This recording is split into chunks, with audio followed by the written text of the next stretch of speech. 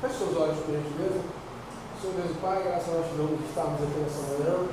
Como cada um de nós, meus irmãos, ser conosco, tranquiliza nosso coração, acalma nossa mente, para que possamos entender um pouquinho mais daquilo que tu queres para nós nessa manhã. Abençoa, Senhor, cada um que aqui chegou, os que já estão a caminho, aqueles irmãos que por alguma razão não poderão estar aqui, os irmãos que já estão odiando, estão viajando com suas famílias, abençoa cada um deles em nome de Jesus.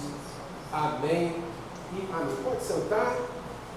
Todo mundo está com a revistinha aí na mão. Quem não tiver, é só pedir por isso de consegue uma. Lição número 7.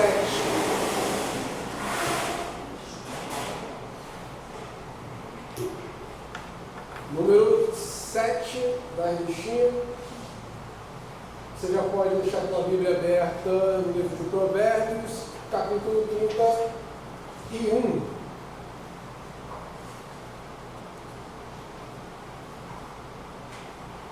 No qual você já pode ler o versículo 1 do 31. Pedro, se quiser projetar, Provérbios 31, versículo 1, fique à vontade.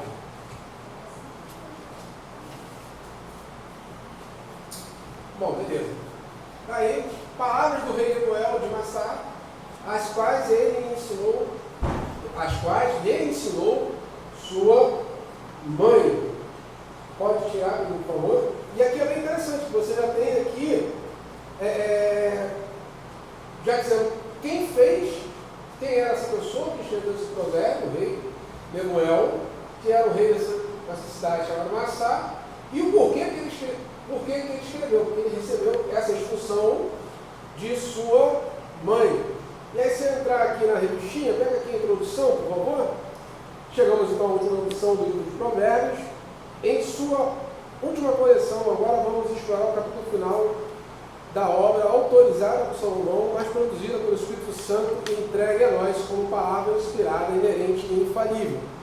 Por que ele coloca isso? A gente tem muito na cabeça, quando digo mais, de que Provérbios, todos os provérbios são de Salomão. Não é. Por exemplo, tem esse provérbio aqui, escrito por Lemuel. Mas Salomão, ele vai meio que compilar todos esses provérbios e mais tarde eles serão entregues como rolo, como livro.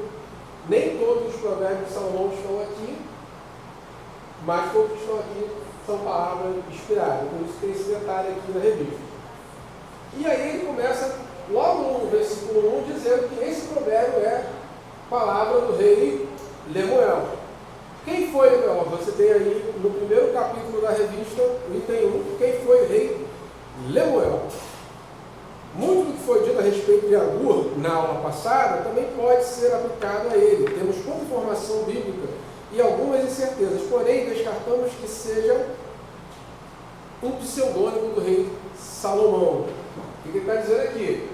Esse Lemuel, ele existe, é uma pessoa. Não é um apelido de Salomão, não é um título que ele tinha. É uma outra pessoa da qual Salomão extraiu essas palavras e colocou no seu compilado. O texto bíblico diz que Lemuel se identifica como rei de Massá. Nós lemos agora o versículo 1. Essa informação é importante por causa de um paralelo com o capítulo anterior. Muito embora não tenhamos muito indícios sobre se existe algum tipo de relação entre os personagens, ou seja, Agur e Lemuel, o mais provável, entretanto, é que o rei Lemuel seja também um sábio do Oriente e os seus ensinamentos tenham sido incluso no cano deixado de pura autoridade de Salomão. No próximo parágrafo aí, está escrito o seguinte: extremamente peculiar, no entanto, é o sábio afirmar que recebeu a instrução de sua mãe. Obviamente, a posição da rainha concedia a mulheres influência sobre a política da época, como foi no caso de Jezabel.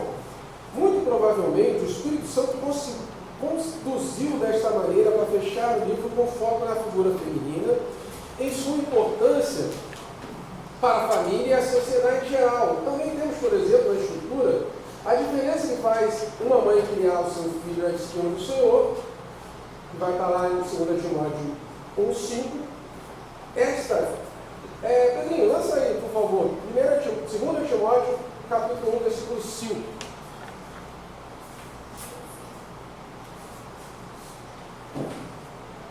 programinha é maravilhoso.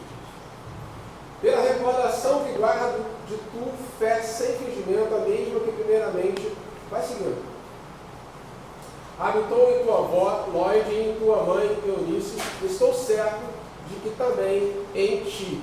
Paulo está falando com Timóteo e está ainda falando, você recebeu isso da sua avó e da sua mãe. A importância do ensinamento que a mãe daria ao seu filho. É isso que ele está chamando a atenção aqui. Tanto no livro de Provérbios, quando o Lemuel diz que recebeu esse ensinamento de sua mãe, como mais tarde no Novo Testamento, essa referência aos familiares de Timóteo.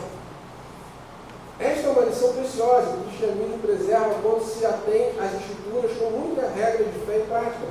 As mulheres são verdadeiramente valorizadas e honradas. Não precisamos de ideologias para ensinar isso. Ele coloca aqui, eu vou abrir aqui um parênteses, porque tem, não sei se eu posso usar esse termo, idiota, que fala, né, que o cristianismo e igreja é um negócio machista. Não existe uma religião mais valoriza mulher do que o cristianismo. Você vê Jesus acompanhado de mulheres. A figura mais importante da história do cristianismo é uma mulher. Após Jesus, Maria. Ninguém valorizou. E é uma mulher de verdade, não é uma entidade, é uma mulher que existiu de verdade, extremamente valorizada. Nós, a gente não adora Maria, não é nada disso, mas é imprescindível entender o seu valor. Então, dizer que o cristianismo é machismo é idiotice pura e simples mesmo. Beleza? E, de novo, eu faço aquela ressalva, quando eu for preso, vão me visitar e eu gosto de não ter rabanada nessa época de final de ano. Fica a dica.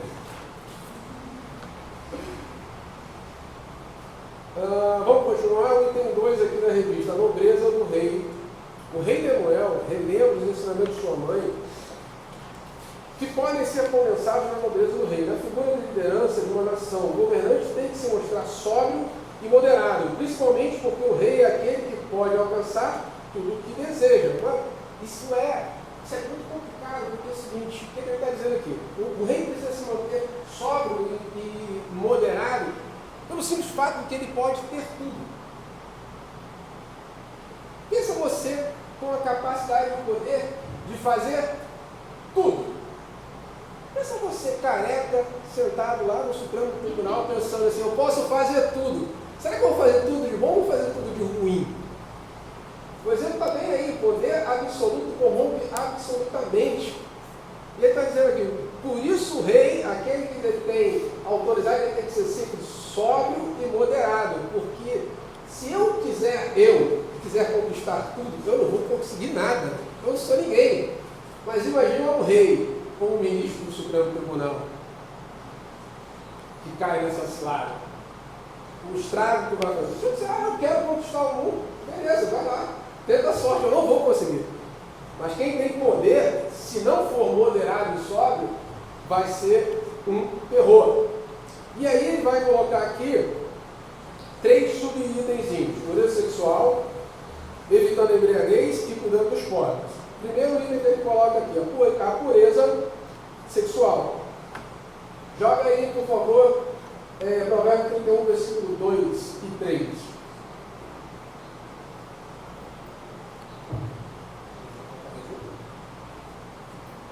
A idade faz esse processo do óculos ficar cada vez mais chato. E direi eu, filho meu, ó filho do meu ventre, que te direi, ó filho dos meus votos. Posso próximo? Não deis às mulheres a tua força, nem os teus caminhos, as que destroem os reis. Gente, vamos pegar aqui na revista para a gente vai entender o que eu quero falar. Carinhosamente, Provérbios 31, 2, ela, lembrando que a força do rei não é medida por quantas mulheres ele pode possuir, que vai ver se tem volta, e resumo por bem o perigo de desejar destruidoras de lares e de nações. A ruína de Salomão foi o harém dele, a ruína de Davi foi a das mulheres.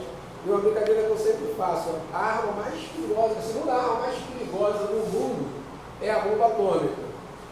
A mulher é a arma mais perigosa, por causa de mulher, o cara aperta o botão. Você tem exemplos e exemplos de reis que dividiram o seu reino, destruíram a sua casa por conta de mulher.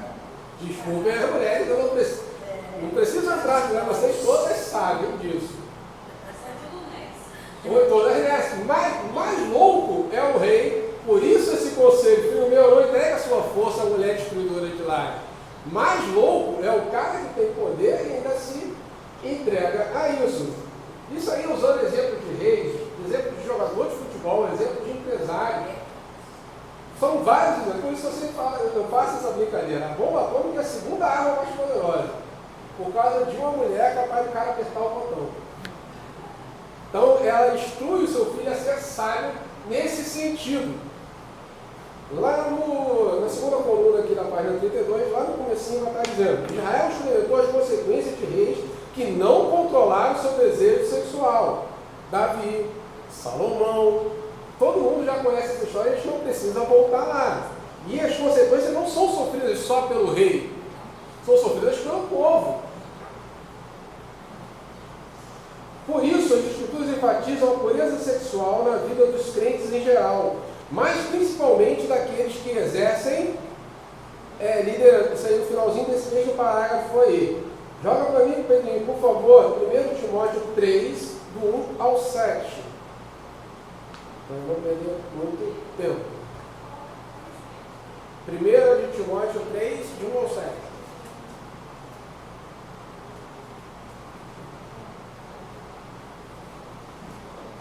Obrigado. Fiel à palavra. Se alguém aspira ao espírito episcopado, excelente obra, ele é o mesmo. É necessário, portanto, que o bispo seja irrepreensível, esposo de uma só mulher, temperante, sóbrio, modesto, hospitaleiro, apto para ensinar, não dado ao vinho, não violento, porém cordato, inimigo das contendas e não avarento, que governe bem a própria casa, criando os filhos sob a disciplina, com todo o respeito, pois se alguém não sabe governar a própria casa, como cuidará da igreja de Deus? Passo próximo. Não seja neófilo, para não suceder que se ensoberbeça e incorra na condenação do diabo. Pelo contrário, é necessário que ele tenha bom testemunho dos de fora, a fim de não cair no opróbrio e no laço do diabo. Beleza. Aqui Paulo está instruindo aqueles que desejam ser pastores. E uma das colocações dele esse cara tem que ser marido de uma mulher só. O cara não pode ser mulherengo. Tá? E ele vai enfatizar a modéstia em um monte de aspectos ali. Não dado muito vinho, modesto, humilde. Então, isso aqui, se você pegar e ler Provérbios em paralelo com Timóteo, você vai ver várias semelhanças na questão da modéstia, como é que se diz agora? Moderação e da pureza sexual.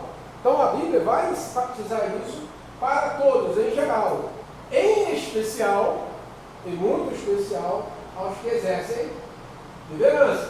E outra vez, quantos e quantos líderes vocês conhecem que caíram por conta do pecado sexual no Brasil ou até na esquina de casa? Todo mundo conhece um monte. Tem até um videozinho circulando agora do pastor Breno Leva, pegando dentro da igreja, uma loucura, que não é estranho para ninguém, todo mundo sabe que isso acontece. Que é uma área muito fácil de derrubar pessoas. Veja, derrubou Davi e Salomão, que era o mais sábio de todos, não vai acontecer a nós, né, mortais. Então, muito cuidado com isso. E esse capítulo de Provérbios enfatiza muito este cuidado. Da mesma forma que Jesus trata a igreja, os homens precisam aprender, isso está ainda nesse mesmo parágrafo que nós estamos lendo. Da mesma forma que Jesus trata a igreja, os homens precisam aprender a se sacrificar pelo bem da esposa, única mulher com quem ele deve manter contato sexual em sua vida. Efésios 5, 25, texto que todo mundo sabe. Pedrinho, por favor.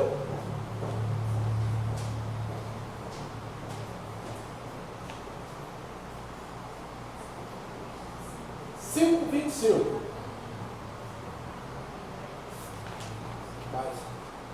Maridos, amai a vossa mulher como também Cristo amou a igreja e a si mesmo se entregou por ela, para que a santificasse, tendo purificado por meio da lavagem de água pela palavra. Volta no 25, deixa lá. Marido, amai a vossas mulheres como Cristo amou a vossa igreja e como Cristo amou a igreja. Qual é a grande demonstração de amor de Jesus com a igreja? Nenhuma? Por favor, pode falar mais alto. Morreu por nós. Então, Cristo, para demonstrar o seu amor pela igreja, ele morreu, se entregou. Então, quando ele está dizendo, olha, marido, amai a vossa mulher, como Cristo amou a igreja, ele está dizendo o quê? Amai como Cristo amou. O que você tem que fazer? Se entrega por ela, filho. Morre. Oi. Não só morrer, mas perdoar também e tratar bem. Está ouvindo, né, filho? Vai escutando, né? Isso aí é conversar. Marcou? Aproveitou a oportunidade. Morrer é muito fácil. A esposa vem em casa e joga na frente dela, mas o que vem também por trás. Não, esse morrer não é realmente assim, entregar a tua vida por inteiro a ela. Outra pergunta, aí vai essa questão do marido e mulher, mesmo, ninguém se preocupa com isso. A igreja merecia que Jesus fez? A sua mulher precisa merecer para que você faça? Não é questão de merecimento, meu jovem. Ah, mas ela é chata. Acredito, eu não estou falando de você, Pedro. Acredito que realmente a mulher seja cri-cri. Mas não é uma questão de merecimento, como não foi uma questão de merecimento com a igreja. Beleza? Então, Miquel, você arrumou um problema sério, ela vai conversar com você em casa. Desde cedo que ela está marcando juntinho, menina. Vamos voltar, senão a gente se perde, eu também. O item aqui, o B, eu lembro que eu falei que são 3, né? Pureza sexual, evitando a embriaguez. Lemuel também recebe instrução sobre o poder destruidor da embriaguez. Nesse contexto, o excesso da bebida entorpecente pode levar o rei a corromper a justiça. Aí vai estar Provérbios 31, versículo 5. Para que não bebam e se esqueçam da lei e pervertam o direito de todos os aflitos. Versículo 5 do 31. Rapaz, esse menino está cada vez melhor, cara. Foi mais rápido do que eu achar aqui. Seus decretos e decisões têm que ser marcados por sobriedade e sensatez. Ironicamente, entretanto, sua mãe ensina que, como rei, ele não tem motivo para desejar embriaguez, ao contrário daqueles que sofrem sem esperança. 6 e 7. Dai bebida forte aos que perecem e vinho aos namorados do Espírito, para que bebam e se esqueçam da sua pobreza e das suas fadigas não se lembrem mais. Aquela história, né, do bebê vai esquecer meus problemas, eles têm que dar bebida para eles, que eles vão esquecer as suas misérias. Mas ele não está dizendo, olha só, o rei, o líder, o sábio, não se entrega à embriaguez. Já arrumando um grande problema, a questão central é a embriaguez e não a bebida. Certo?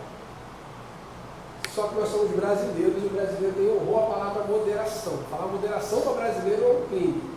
Só que a questão sempre central é moderação. Está dizendo pode beber? Estou dizendo, afirmando categoricamente, não é pecado.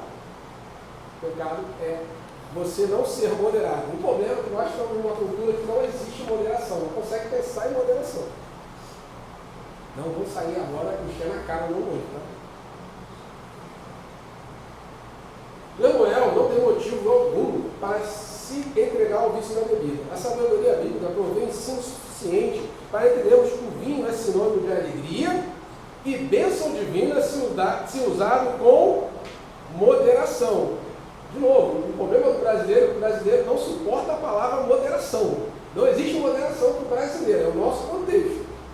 Então, por isso é mais fácil que alguém diga não bebe, e você aceita mais facilmente uma proibição do que dizer você é inteligente o suficiente para beber com moderação. É muito estranho, o brasileiro é um ser muito complicado. mas que deixa-se levar pela embriaguez. Quem deixa-se levar por embriaguez, isso sim é pecado. Acho que eu posso repetir isso 1000 vezes e vai continuar na cabeça do povo que beber é pecado, mas deixar rolar melhor que evitar evita problema. O outro item que ele vai colocar é cuidado com os pobres.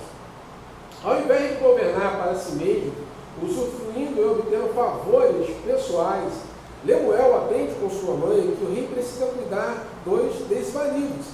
Ele tem que se interpor por aqueles que não têm voz. 31, versículo 8. Abre a boca a favor do mundo, pelo jeito de todos os que se acham desamparados. Eles são econômica e socialmente fracos demais para se defender dos ricos e poderosos, que têm condições de subornar testemunhas e juízes. Ele não deve agir para privilegiar os desvalidos, mas para que eles tenham um veredito justo. Então, cuidado com os pobres, cuidado com os necessitados. E outra coisa que a gente tem que ter em mente quando a gente lê pobre na Bíblia: quando você ouve a palavra pobre, pensa em você. Perfeito? Não é essa a ideia, tá? Comparados aqui, pós-revolução industrial, todos nós vivemos melhor do que a maioria dos reis de antigamente. Então, o conceito de pobre aqui é pobre. Pobre, aquele desvalido, aquele que nada possui. Pobre mesmo. A gente não sabe o que é pobreza. A gente, eu sou pobre, eu ganho 6 mil reais, 7 mil reais, eu sou pobre. Que isso? Não. Depois da Revolução Industrial, a pobreza mudou de patamar, a riqueza mudou de patamar. Nós não temos noção do que é pobreza. Quem fala de pobre são pessoas que não têm absolutamente nada. Então, este cuidado para com essas pessoas é essencial para a vida do rei sábio e uma instrução para os cristãos hoje. De entender que existem pessoas, sim, que por razões distintas e que não te importam o motivo porque ele está naquela miséria, são miseráveis e precisam, sim, de ajuda. Contudo, ele vai colocar uma ressalva aqui. A ideia não é privilegiar essas pessoas, mas promover justiça. Não é dar cota, não é fazer essas coisas malucas para jogar um em cima do outro. Não, é dizer, ó, você não tem essa condição, eu estou te dando essa condição por esse momento. A tendência natural do homem é cuidar e dos seus sistemas corrompidos, é facilitar para que os poderosos e dificultar para os que nada oferecem de ameaça ao status quo. Portanto, o rei Lemuel deveria manter a equidade e a justiça em seu governo, espalhando sabedoria divina em suas decisões. Gente, se eu tenho a condição de facilitar para alguém que pode facilitar a minha vida, ou aquele outro coitado que se eu ajudar eu não vou ganhar nada com isso, é uma tentação muito grande para mim deixar aquele cara se arrebentar todinho e cuidar daquele que daqui a pouco vai poder me favorecer. Porque a gente vive falando de corrupção na política e na justiça brasileira. Ajuda os amigos dos amigos. Então, a função, o sábio, ele vai buscar a justiça e não o benefício. E é tão estranho para a gente isso, no nosso contexto brasileiro. O item 3, a gente já partiu para o final. A mulher valorosa. O livro de Provérbios termina com um poema que pode ser intitulado A Esposa Virtuosa. Ele está estruturado na forma de acróstico, ou seja, consoante inicial de cada verso segue a sequência do alfabeto hebraico e funciona como conclusão de todo o livro. É até compreensível que o rei Lemuel apresente a mulher virtuosa logo após ter demonstrado que existem aquelas que destroem lares e até reinos. É muito interessante. Primeiro ele fala, tem mulher que é melhor você correr. Sai, porque tem exemplos e mais exemplos de reinos destruídos, de casas devastadas e de guerras por conta disso. E a partir daí, então, ele vai falar da mulher virtuosa, dividindo também em sub-itens, nesse caso são 3 também.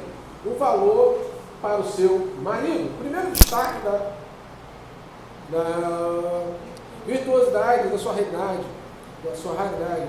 Isso diz respeito ao fato de que provavelmente poucas moças estão buscando se tornar virtuosas nos padrões divinos. A pergunta de Lemuel sugere que são pouquíssimas aquelas que a encontram, despertando nos leitores o desejo de buscá-la com mais afinco do que buscam uma joia preciosa. Provérbios 31:10. Mulher virtuosa, quem achará? O seu valor é muito excedente a de finas joias. Para um pouquinho, pensa. Ele está dizendo, olha só, que existem mulheres que destroem casa e existem mulheres virtuosas a partir de um padrão divino que é estabelecido nas Escrituras e é muito fácil de entender. Eu estou, assim, posso estar enganado, mas tem na Prime Video o filme é Um Milagre. É um milagre? Acho que é um milagre. É um filme turco, adoro esse filme, procure e está na Prime Video. E tem um detalhe que eu acho muito bacana. Excelente, excelente. Esse filme turco, se passa nos anos 60 e 70, eles moram numa vila e a mãe escolhe a esposa do filho. E eu acho isso fabuloso, fabuloso. Porque qual é o padrão de escolha que eu teria? A mais bonitinha que tiver. Isso não importa. O que importa é sabe cozinhar, sabe ler um livro sagrado, sabe se vestir, sabe cuidar da casa. E realmente isso deveria importar. Que a beleza acaba. A minha acabou? Acho que quando eu tinha 1 ano de idade, talvez eu fosse bonitinho. Hoje em dia, terrível. E a gente vem se preocupar em coisas realmente objetivas, tanto homens quanto mulheres visam alguma coisa de aparência, coisas extremamente efêmeras. E como naquela cultura antiga eles não pensam nisso, era muito engraçado as cenas, porque ela ia buscar e às vezes era mais feia da vila, mas sabia cozinhar, sabia ler o pão. Isso que ele está falando, existe um padrão divino a ser procurado. Muitas vezes a mais bonita que vai te dar mais dor de cabeça. Muitas vezes o mais bombado, o mais sarado é que vai te dar mais trabalho. Então procure padrões divinos. Uma esposa assim é dádiva de Deus. E eu diria que o marido sábio também é dádiva de Deus. Interessantemente, as Escrituras condenam quando a confiança de um homem é depositada em algo ou alguém que não seja o Deus de Israel. Mas o coração do seu marido confia nela. Walter observa, não consigo pronunciar isso não. Esta exceção eleva a esposa valorosa, ela própria, temente ao Senhor, a um nível mais alto de competência espiritual e física. Tal a importância da mulher virtuosa na vida do seu amado. Maridos e esposas cristãos precisam pautar sua conduta pela palavra de Deus.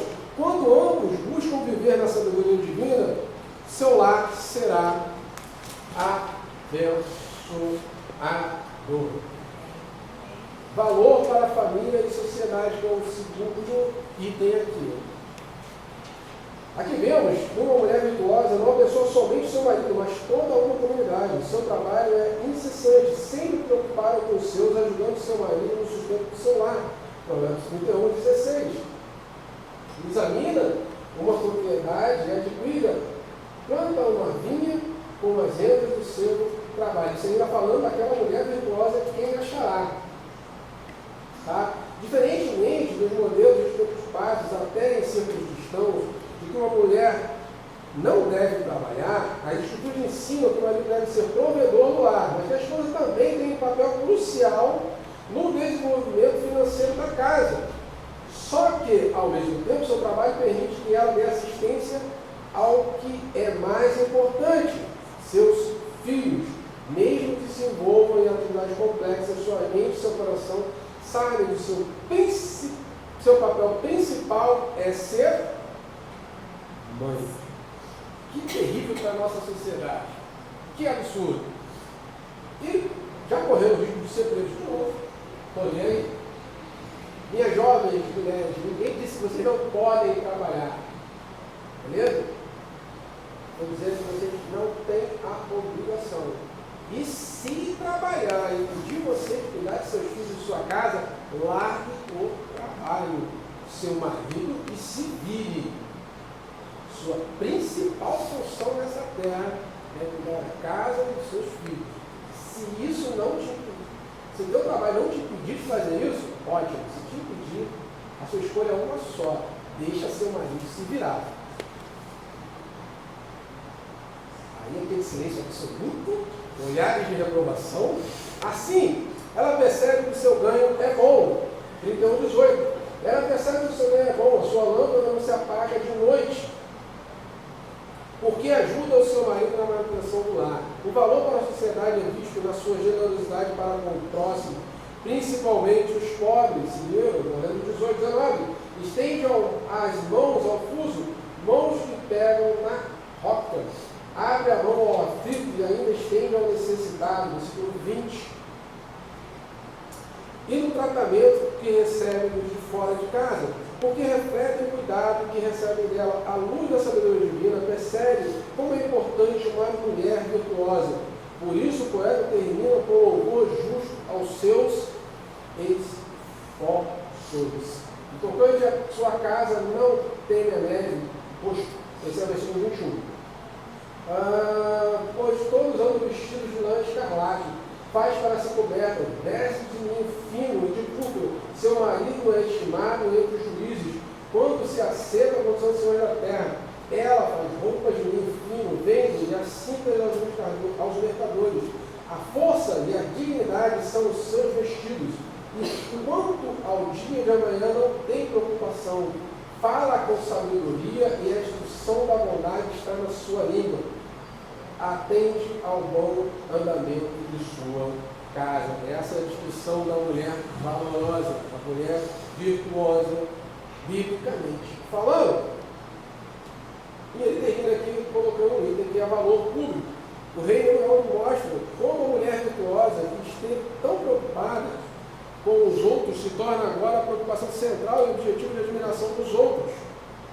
Primeiramente, é importante usarmos as palavras públicas para edificação e não para destruição.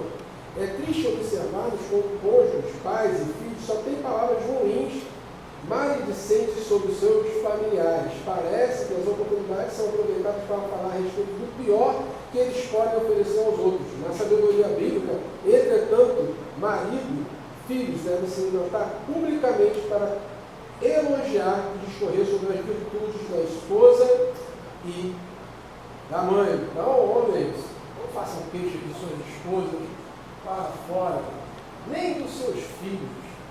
Aproveite o tempo que você tem com outras pessoas para elogiar sua esposa e seus filhos.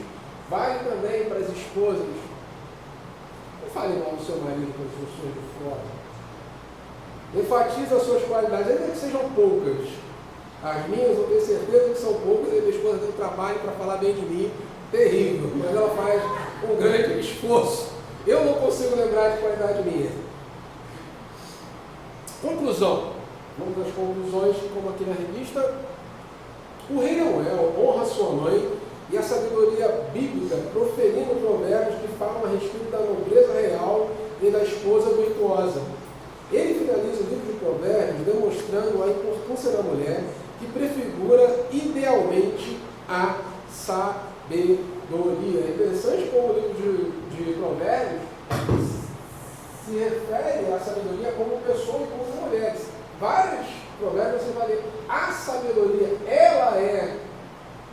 E aqui ele termina, então, fechando esse livro, de novo, enfatizando a sabedoria na figura da mãe. Gente, todo mundo tem a mãe como uma figura de sabedoria, e o pai muitas vezes também. E a figura da mulher, não qualquer mulher, a mulher virtuosa, que prefigura também a sabedoria. Afinal de contas, a mulher sábia edifica a sua casa. E como você vai edificar a sua casa sem sabedoria? Sendo só aquela briguenta, resmungenta, chata. Mesmo que seu marido seja briguento, resmungento, chato, não seja. Aplicação: Deus valoriza e honra as mulheres. Sendo homem, honre e valorize as mulheres de sua vida. Sendo você homem, valorize e respeite e honre as mulheres da sua vida. Mãe, filha, irmã, esposa, valorize essas mulheres que estão na sua vida. Sendo mulher, busque viver piedosamente, sabendo que tem grande valor para o Senhor para a sua família, para a sua igreja e para toda a sociedade. Não pense que se você é só dona de casa, você não tem valor, o seu valor é imensurável e indescritível. Se você é um profissional, o seu valor é imensurável e indescritível. Se você é mãe, o seu valor é imensurável e indescritível. Não há trabalho mais importante e nobre na terra. Se vamos ter reis sábios como o rei Lemuel, é porque ele teve uma mãe que soube instruí-lo na sabedoria, porque ele buscou uma esposa valorosa que foi o sustento do seu lar. Então, se você tem homens poderosos e sábios na terra que fazem o bem, pode ter certeza, tem uma excelente mãe, tem uma excelente esposa. Amém? Seja você também essa excelente mãe, excelente esposa, e seja você também um homem sábio, que sabe valorizar a sua esposa, a sua mãe e as mulheres que surgem na tua vida. Amém? Amém. Vamos orar, vamos para o nosso intervalo. Vamos ficar de pé, por gentileza?